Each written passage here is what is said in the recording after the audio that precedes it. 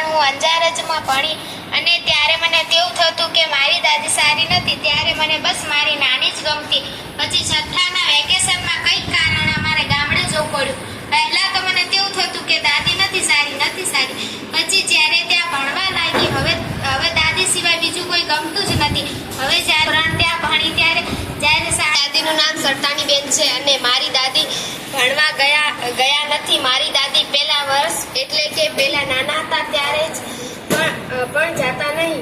પણ મારા દાદી છે ખબર પણ કે હું હોસ્ટેલમાં જાઉં છું તો મારા દાદી કે નથી જવું, પણ મેં કીધું મારે જવું છે. કે દાદીનું નામ ગોદાવરીબેન છે. દાદી મને બહુ જ પ્રિય છે. તે મારા મોટા બાપા સાથે રહે છે.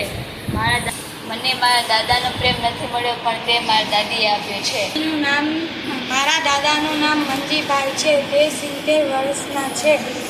તંદુરસ્ત છે. તેના વાળ ધોળા છે.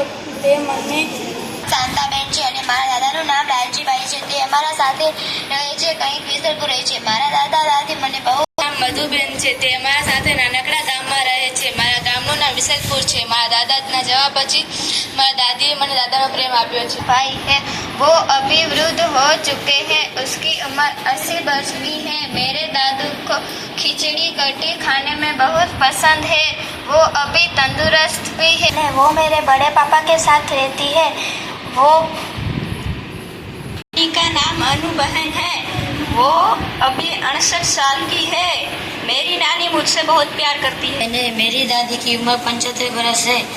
मेरी दादी मुझसे बहुत प्यार करती है. બેન છે. તે 53 વર્ષના છે. તે મારા મામા અને નાના ભેગે રહે છે.